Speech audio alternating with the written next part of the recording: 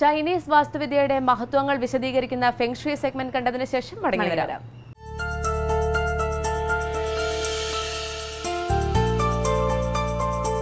ഫെങ്ഷുയിയുടെ പുതിയ എപ്പിസോഡിലേക്ക് പ്രിയ പ്രേക്ഷകർക്ക് എല്ലാവർക്കും സ്വാഗതം. ഇന്നത്തെ ദിവസം നിങ്ങളുടെ പ്രശ്നങ്ങളുടെ പരിഹാരം നിങ്ങൾക്ക് പറഞ്ഞു തരുന്നതിനായി നമ്മോടൊപ്പം ചേരുന്നത് തേജസ് ഫെങ്ഷുയിയുടെ director doctor Shaji K Nair സാറാണ്. Welcome sir. ഓക്കെ, നമ്മൾ കഴിഞ്ഞ എപ്പിസോഡിൽ വളരെ ഡീറ്റെയിൽഡ് ആയിട്ട് ഫ്രീ സ്പേസിനെ കുറിച്ചൊക്കെ ഒരുപാട് കാര്യങ്ങൾ നമ്മൾ പറഞ്ഞു. കാരണം ഒരു വീട്ടിൽ നമ്മുടെ പലതരം ചിത്രങ്ങൾ നമ്മൾ വെക്കാറുണ്ട്. അതൊക്കെ എവിടെ എങ്ങനെയൊക്കെ വെക്കണമെന്ന് ഒക്കെ നമുക്ക് സാറ് പറഞ്ഞു തന്നിട്ടുണ്ടായിരുന്നു. ഇനി അടുത്തൊരു ക്വസ്റ്റ്യൻ വരുന്നത്, നമ്മുടെ വീടുകളിൽ പണ്ട് കാലങ്ങൾ നോക്കിക്കഴിഞ്ഞാൽ ഈ ബാത്റൂം അല്ലെങ്കിൽ ടോയ്ലറ്റ് വീട്ടിൽ വെളിയിൽ 1-2 ടോയ്ലറ്റ് ഉണ്ടെങ്കിൽ അത്രമാത്രം. പക്ഷേ ഇന്നത്തെ കാലത്ത് മൊത്തമായി മാറിയിരിക്കുകയാണ്. ഓരോ ബെഡ്റൂമിലും 1 വീതം എന്ന രീതിയിലേക്ക് കാലം മാറി വന്നിരിക്കുകയാണ്. ആ ഒരു സമയത്ത് വെള്ളത്തിൻ്റെ സാന്നിധ്യം എവിടെയൊക്കെ ഏതൊക്കെ ഭാഗത്താണ് പറ്റുക എന്നുള്ള കാര്യം ഒന്ന് പ്രേക്ഷകർക്ക് വേണ്ടി വിശദീകരിക്കാമോ? സ്വാഭാവികമായിട്ട് അതിന് നല്ലൊരു ക്വസ്റ്റ്യനാണ്. പല എപ്പിസോഡിൽ ഞങ്ങളതിനെക്കുറിച്ച് ഒന്ന് പറഞ്ഞിട്ടുണ്ട്. എന്നാലും അതൊന്നും കൂടെ ഒന്ന് ഓർമ്മിപ്പിക്കാം. ശരിക്കും പറഞ്ഞാൽ നമ്മുടെ ഈ പണ്ടുള്ള ആൾക്കാർ പറയുന്നത് പോലെ ഈ ടോയ്ലറ്റ് നമ്മുടെ ഒരു ബെഡ്റൂമിലും പാടില്ല എന്ന് മാത്രമാണ് ഞാൻ പറയാറ്. ഞാൻ പുതിയ പ്ലാനൊക്കെ കറക്റ്റ് ചെയ്ത് കൊടുക്കുമ്പോൾ അറ്റാച്ച്ഡ് ടോയ്ലറ്റ് ഞാൻ അവോയ്ഡ് ചെയ്യാറുണ്ട്. കാരണം ഞങ്ങൾ ഇത്രയും വർഷത്തെ ഒരു 14 വർഷത്തോളമായി ഞാൻ ഈ ഫീൽഡിൽ നിൽക്കുന്നുണ്ട്. അപ്പോൾ ഇത്രയും വർഷത്തെ എൻ്റെ ഒരു എക്സ്പീരിയൻസ് വെച്ച് പറയുമ്പോൾ വീട്ടിലുള്ള ആൾക്കാരുടെ ഈ എന്താ പറയുക ഒരു മാനസികാവസ്ഥ അല്ലെങ്കിൽ അസുഖങ്ങളുടെ ഒരവസ്ഥ വെച്ച് നോക്കുമ്പോൾ അറ്റാച്ച്ഡ് ടോയ്ലറ്റിൽ ഉള്ള ബെഡ്റൂമിൽ കിടക്കുന്ന ആൾക്കും അറ്റാച്ച്ഡ് ടോയ്ലറ്റ് ഇല്ലാത്ത ബെഡ്റൂമിൽ കിടക്കുന്ന ആളെയും തമ്മിൽ പരിശോധിച്ചപ്പോൾ അറ്റാച്ച്ഡ് ടോയ്ലറ്റ് ഉള്ള ബെഡ്റൂമിൽ കിടക്കുന്ന ആൾക്ക് അസുഖങ്ങൾ കൂടുതലാണ്. മനസ്സിലാവുന്നത്? അപ്പോൾ എന്തുകൊണ്ടാണെന്ന് വെച്ച് കഴിഞ്ഞാൽ പണ്ടുള്ള ആൾക്കാർ പഴയ വീടിൽ നിന്ന് പുറത്ത് ഏകദേശം ഒരു മിനിമം ഒരു 15 മീറ്ററിന് കഴിഞ്ഞിട്ട് മാത്രമേ ഒരു ടോയ്ലറ്റ് സെറ്റ് ചെയ്യാറുള്ളൂ. ഒരു മനുഷ്യൻ്റെ ശരീരത്തിൽ നിന്ന് പോകുന്ന വിസർജ്യം കളയുവാനുള്ളൊരു സ്പേസ് അല്ലേ. ഇപ്പോഴത്തെ അവസ്ഥ അനുസരിച്ച് ബെഡിൽ നിന്ന് കാലെടുത്ത് വയ്ക്കുന്നതേ ടോയ്ലറ്റിനകത്താവണം. കാരണം അത്രയും പോലും നടന്നു പോകാനുള്ളൊരു ക്ഷമയില്ല, സ്ഥലവുമില്ല.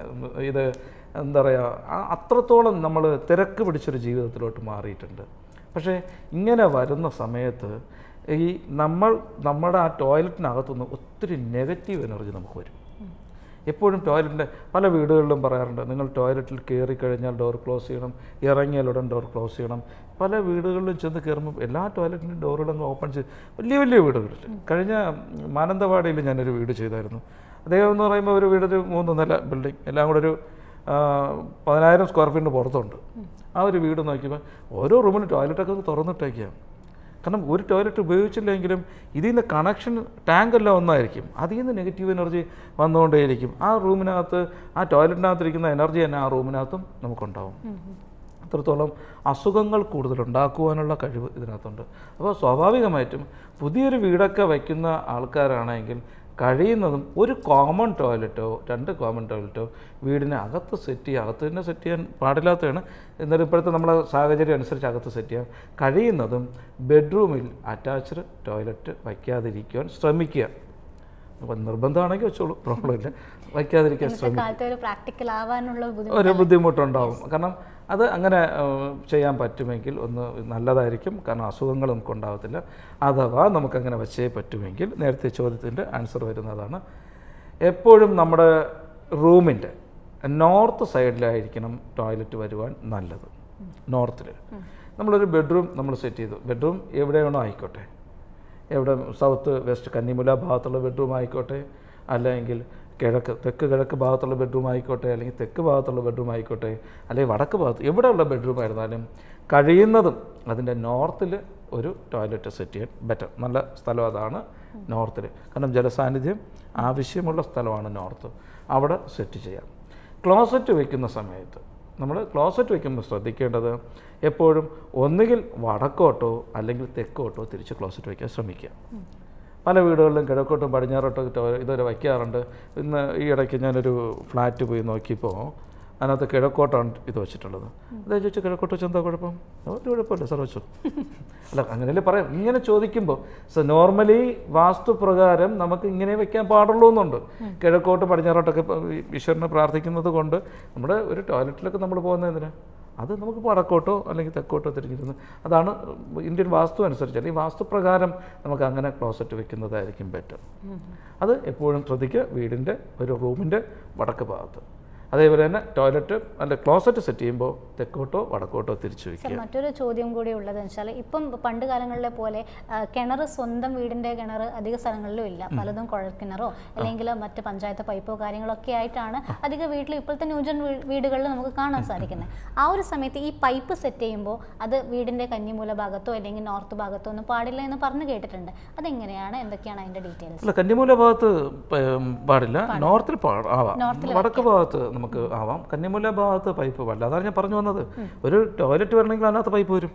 ഓക്കെ, ആ പൈപ്പ് വരുമ്പോൾ ആ ടോയ്ലറ്റിൻ്റെ വടക്ക് ഭാഗത്ത് തന്നെ പൈപ്പ് സെറ്റ് ചെയ്യും. ആ ടോയ്ലറ്റിനകത്തും 4 മൂലകളിലും 4 ദിശകളും ഉണ്ട്, അതിൻ്റെയും വടക്ക് ഭാഗത്ത് സെറ്റ് ചെയ്യുക. അങ്ങനെയാണ് നമ്മൾ ചെയ്യേണ്ടത്. ഇപ്പം പല വീടുകളിൽ ഇപ്പം ഈ പറഞ്ഞതുപോലെ ഇപ്പോൾ എല്ലാ വീടുകളിലും കിണറൊന്നുമില്ല. ഇതേപോലെ ബോർവെല്ല് തന്നെ പല വീടുകളിലും കുഴിക്കുന്ന ആ ഒരു സ്ഥാനം നോക്കാതെ, കാരണം അവരെല്ലാം കൂടെ വരും, പെട്ടെന്ന് ഒരു രാത്രി കൊണ്ട് പെട്ടെന്ന് അത് കുഴിച്ചിട്ട് പോകും. എവിടെ നിന്നൊന്നും സ്ഥാനം നോക്കില്ല, എവിടെയെങ്കിലും അങ്ങ് കുഴിച്ചിട്ടൊക്കെ അവരങ്ങ് പോകാറുണ്ട്. പക്ഷേ നമ്മൾ കിണറാണ്, നമ്മൾ കുടിക്കുന്ന വെള്ളം എടുക്കുന്ന സ്ഥലമാണ്, അത് സ്ഥാനം നോക്കി തന്നെയാണ് ചെയ്യേണ്ടത്. പക്ഷെ അത് ഇപ്പോഴുള്ള ആൾക്കാർ ആരും ചെയ്യില്ല. എവിടെയെങ്കിലും അല്പം സൗകര്യമുണ്ടോ അവിടെ അത് ചെയ്യും. കന്നിമൂല ഭാഗത്ത് പല വീടുകളിലും ഞാൻ കണ്ടിട്ടുണ്ട് ബോർവെൽ. അപ്പം കന്നിമൂല ഭാഗത്ത് കിണർ പാടില്ല എന്നല്ല ഞാൻ പറഞ്ഞതിൻ്റെ അർത്ഥം. പഴയ ഇല്ലങ്ങളിലൊക്കെ കന്നിമൂല ഭാഗത്ത് കിണറുണ്ടായിട്ടുണ്ട്, പല വീടുകളിലും ഞാൻ സന്ദർശിച്ച് കിട്ടിയിട്ടുണ്ട്. പക്ഷേ അതൊക്കെ നമ്മൾ കെയർ ചെയ്യേണ്ട രീതിയിൽ അത്രത്തോളം ശ്രദ്ധിച്ചൊക്കെ വേണം ആ കിണർ നമ്മൾ കൈകാര്യം ചെയ്യേണ്ടത്. പണ്ടുള്ള ആൾക്കാരറിയില്ലോ, വീട്ടിൽ അശുദ്ധിയായി കഴിഞ്ഞാൽ വെള്ളം കോരാറില്ല, സന്ധ്യയ്ക്ക് ശേഷം വെള്ളം കോരാറില്ല. അതിനൊരു ആചാരമുണ്ട്.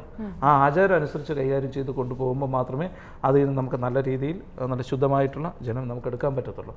ഇതേപോലെ നമുക്കെപ്പോഴും കിണറൊക്കെ കുഴിക്കുമ്പോൾ നമുക്ക് ഏറ്റവും നല്ലത് വടക്ക് ഭാഗത്തോ അല്ലെങ്കിൽ കിഴക്ക് ഭാഗത്തോ ഒക്കെയാണ് ഏറ്റവും നല്ലത്. വീടെങ്ങോട്ടോ ആയിക്കോട്ടെ, വീടിൻ്റെ ദർശനം പടിഞ്ഞാറോട്ടോ തെക്കോട്ടോ എങ്ങോട്ടോ ആയിക്കോട്ടെ, അതിന് വടക്ക് ഭാഗത്ത് സ്പേസ് ഉണ്ടോ അല്ലെങ്കിൽ കിഴക്ക് സ്പേസ് ഉണ്ടോ, അത് കറക്റ്റായിട്ടുള്ള പോയിന്റുകൾ ഞാൻ വരും എപ്പിസോഡിൽ കിണറിൻ്റെ സ്ഥാനം എവിടെ വേണമെന്ന് പറഞ്ഞു തരാം. നേരത്തെ ഞാൻ പറഞ്ഞിട്ടുണ്ട്, എന്നാലും ഒന്നുകൂടെ പറഞ്ഞു തരാം. പക്ഷേ ഈ 2 സ്പേസ് നമ്മൾ എടുത്തു കഴിഞ്ഞാൽ കിണറിന് നല്ലതാണ്.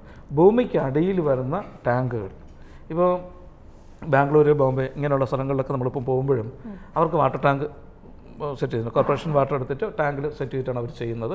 അപ്പോൾ അത് നമ്മൾ ചെയ്യുമ്പോൾ എപ്പോഴും അവരുടെയൊക്കെ ശ്രദ്ധിക്കുന്നത് വീടിൻ്റെ ഫ്രണ്ടിലെടുത്ത് കാർ ഷെഡിനകത്താണ് ടാങ്ക് വെച്ചിട്ടുള്ളത്. കാരണം അവിടെ വാസ്തുപ്രകാരം അവരത് ചെയ്യാറില്ല. പക്ഷെ നമ്മളത് വാട്ടർ ടാങ്ക് ഭൂമിക്കടിയിലുള്ള വാട്ടർ ടാങ്ക് നമ്മൾ കൊടുക്കുമ്പോൾ എപ്പോഴും നമ്മൾ നോർത്ത് ഈസ്റ്റ് ഭാഗത്ത് കൊടുക്കാൻ ശ്രമിക്കുക.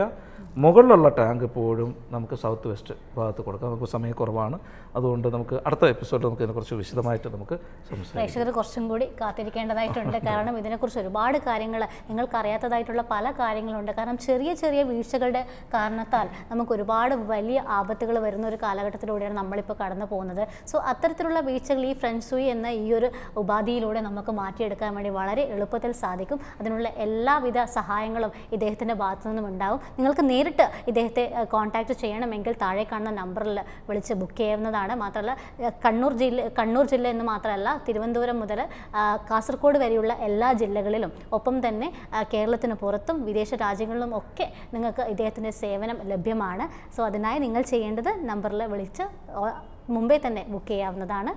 സോ എന്നാലും ഇന്നത്തെ എപ്പിസോഡ് ഇവിടെ ഞങ്ങൾ വൈൻഡപ്പ് ചെയ്യാൻ പോവുകയാണ്. Thanks a lot.